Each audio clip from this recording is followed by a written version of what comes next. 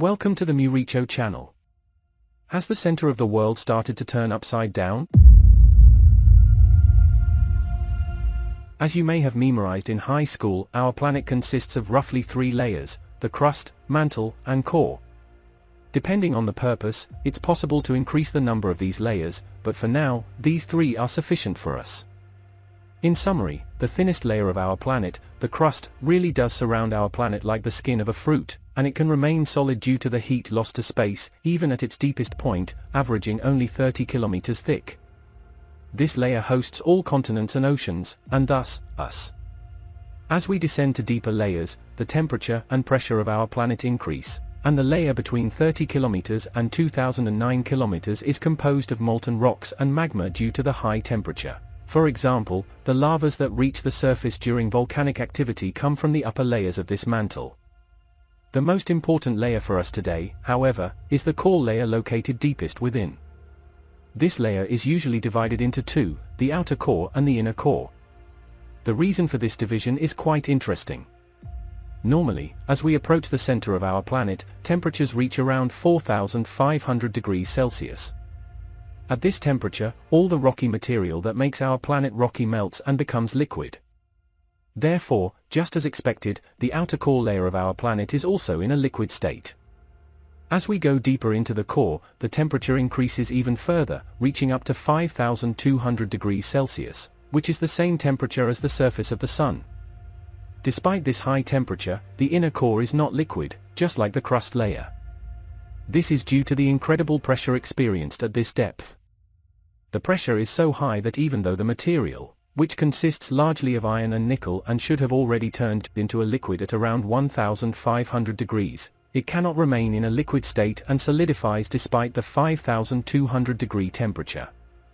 The inner core layer, which was at the forefront of news last month, was the subject of an article published in the prestigious scientific journal Nature by a research team from Peking University.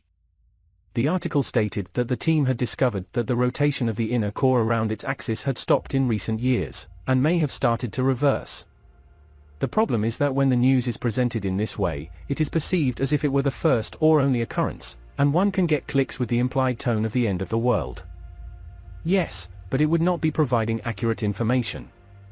According to the research team's findings, this reverse rotation has been occurring in cycles of approximately 70 years throughout the history of our planet for tens of millions of years.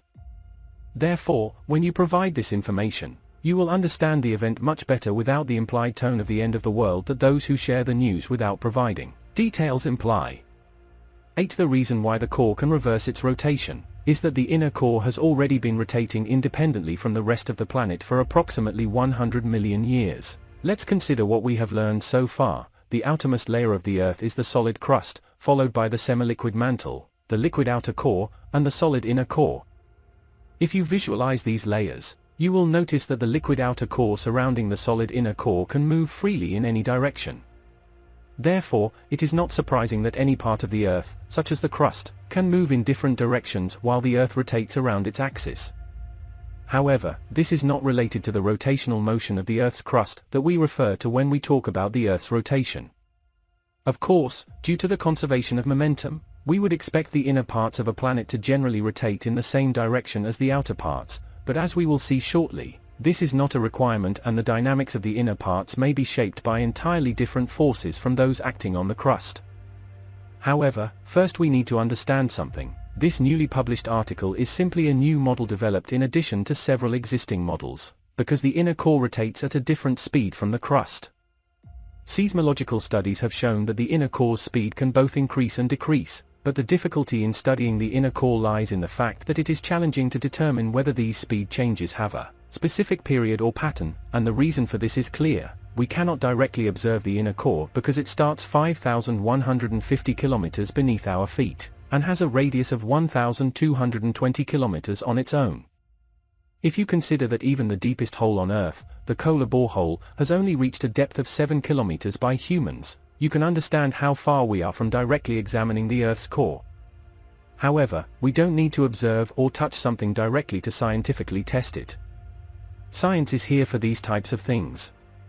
When there are enough violent vibrations on the surface of the Earth, these vibrations interact with the inner layers of the planet and spread throughout the planet. As these waves pass through different layers, their properties change depending on the physical characteristics of those layers, and then they reach the surface again. Some of these powerful vibrations that I mentioned were artificial tremors produced during nuclear bomb tests, especially those carried out in the 20th century, but a significant portion of them occur naturally during events such as earthquakes. Seismographs scattered around the world analyze how these waves change throughout our planet with the help of supercomputers. Thus, we can understand what is happening at different depths of the Earth, including the innermost parts. Based on this data, magnetic fields generated by the movement of the liquid outer core create a magnetic field that protects the Earth from radiation from the Sun and the depths of space, and causes events like auroras. This magnetic field also creates a gravitational force on the inner core, forcing it to rotate with the outer core. However, the gravitational force of the mantle layer, which is relatively constant, slows down this rotational movement due to electromagnetism. These two massive forces are competing with each other, causing the inner core to rotate differently from the outer core, and for this rotation to change direction over time. The newly published model shows that the balance between these two forces results in the inner core changing direction in cycles of approximately 70 years, alternating clockwise and counterclockwise. If this model is correct, the available data indicates that the last geomagnetic reversal occurred in the 1960s in the inner core, which is why it has made headlines in recent years. While there is no direct evidence that the core has stopped and reversed direction in the last few days or weeks, if the model is correct, the inner core may have recently stopped rotating and reversed direction again.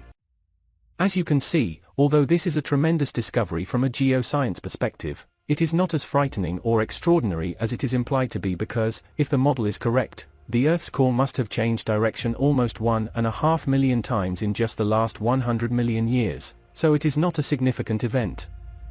However, I say, if the model is correct, because the data is not continuous and can only be collected at certain intervals, so it is possible to develop multiple models that explain the same data set. For example, the same data collected from deep within the Earth can also be explained by the inner core not accepting smooth rotational motion, and thus becoming turbulent during its rotation. Similarly, since we do not know the details of the inner core very well, seismic waves passing through this layer may be causing strange results on the surface by bending and distorting them, if the surface of this layer is constantly changing. So, we can detect how waves spread during earthquakes or atomic bomb explosions, but just by looking at this data, we cannot know exactly what caused the wave to change. Therefore, we can produce different models and theories that explain the same data, such as the recently published 70-year cycle model, but all of them have shortcomings. None of them are perfect, but that's how science works. You develop a theory or model that explains observations and facts, in this case, the collected seismograph data. If it's a good theory, it will make some predictions that competitors can't make. You continue to collect data that will allow you to test those predictions, and if your theory can explain more data more accurately than your competitor's theory, your theory will be scientifically accepted until a better theory that can explain what your theory cannot is developed.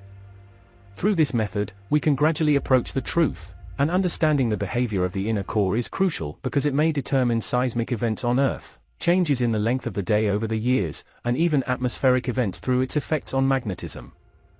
This can reveal some patterns and causality that we couldn't notice before in geological and climatological events. Therefore, this study is truly important. As you can see, this research is really exciting in a scientific sense, but it doesn't lead to the kind of doomsday scenario that the media is trying to create, at least for those who can see beyond Bollywood's vision. Thank you for watching, see you in the next video.